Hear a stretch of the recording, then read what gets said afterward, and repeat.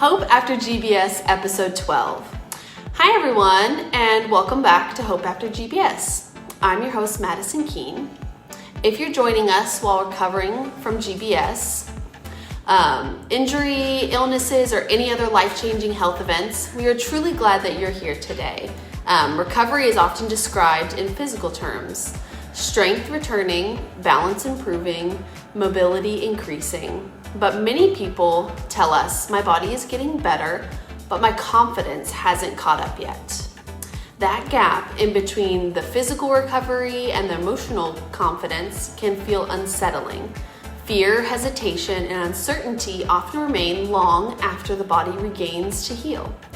On this channel, we talk about recovery beyond the physical. We talk about rebuilding confidence, protecting yourself, and learning how to move forward thoughtfully and safely. On today's episode, it's about that space in between surviving and truly living again. And so thank you for spending your time with us. Thank you, Madison. I'm Saleem Hussain, your co-host of Hope After GBS. Recovery changed my life in ways I never expected. Even after my body started improving, fear stayed with me. Fear of falling, fear of losing independence, fear of not being able to live the way I once did. I realized recovery wasn't just about learning how to walk again, it was about learning how to trust my body again. That trust doesn't return overnight. It comes slowly, through patience, through experience, through support. Today's episode is about facing those fears honestly and rebuilding confidence step by step. Recovery is not just physical, it's emotional, it's mental. Many people tell us, I survived, but I don't feel secure yet. That feeling is more common than people realize, and it deserves attention and compassion. When I started walking again, people congratulated me, but inside, every step felt uncertain. I wasn't just learning how to move again, I was learning how to feel safe again. Healing didn't truly begin when my strength returned. Healing began when fear slowly stopped making my decisions. Today's guest understands recovery from a unique perspective. Michael Green is from Occupational Therapy, and he helps people regain daily function and a financial educator who teaches people how to think clearly and protect themselves after major life disruptions. So welcome, Michael. Thank you, Madison. I'm honored to be a part of this conversation. Occupational therapy focuses on daily life. When illness and injuries take away simple abilities, people lose confidence, not just movement. OT helps people regain independence in ways that truly matter day to day. Michael worked with me personally during my recovery, especially with my hands. What I learned from him went far behind exercises. It changed how I viewed progress and independence. Hands represent independence. When hand function is affected, people struggle with everyday tasks. Buttoning a shirt, holding a cup, using a phone. Recovery takes time, and small improvements matter. Holding something a little longer, moving fingers with more control, completing tasks with less effort. Those small wins builds confidence, and confidence fuels recovery.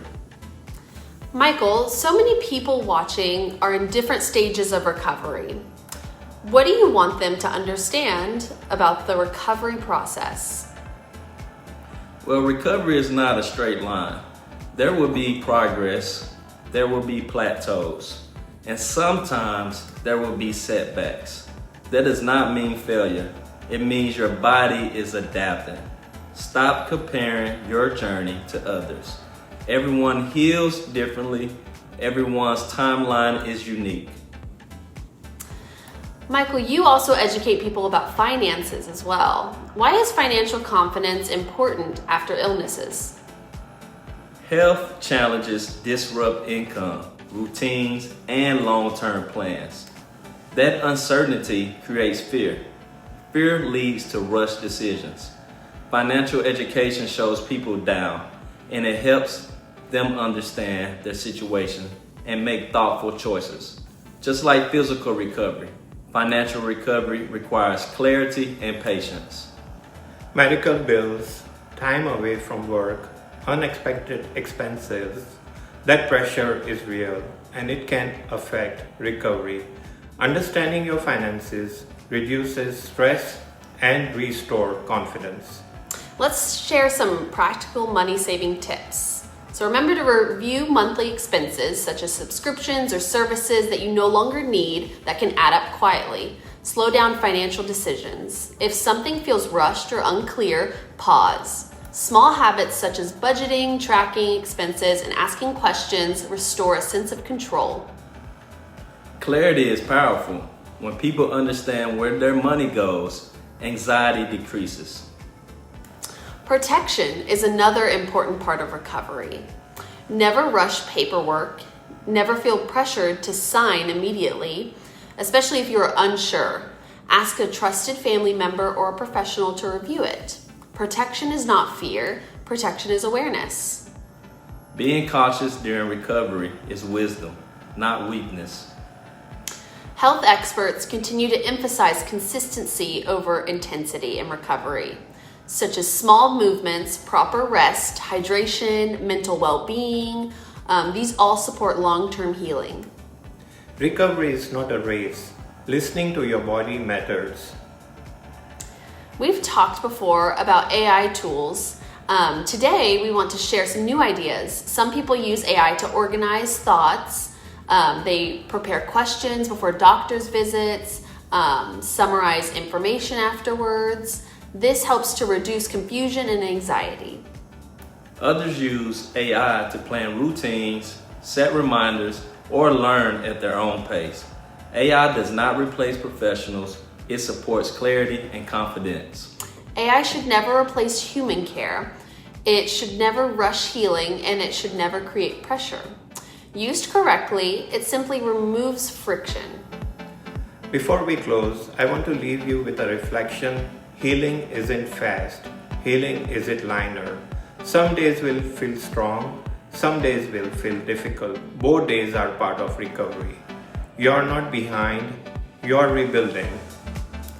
And before we go today, we want to share what's coming next. In episode 13, we'll welcome Brian from Occupational Therapy. Brian will continue this important conversation. And remember, if today's episode helped you, please like, share, and subscribe. This journey isn't walked alone. Thank you to every therapist, caregiver, and supporter who helps turn recovery into hope. And before we go, I just want to say a big shout out to Mr. Sam. Some of you guys know him as Mr. Hussain, but I call him Sam. He's a good friend of mine, and I really enjoyed spending time with him over the last 12 months plus that he's been recovering. Me and Mr. Sam have great conversations about financial decisions and things that he is looking forward to get into. So I'm really proud of his recovery, and I cannot wait to see how far he goes with all his financial endeavors. Again, thank you for watching this episode, and thank you, Mr. Sam, for inviting me. You're welcome. Thank you. Thank you for being a part of Hope After GBS. Bye, guys. Bye.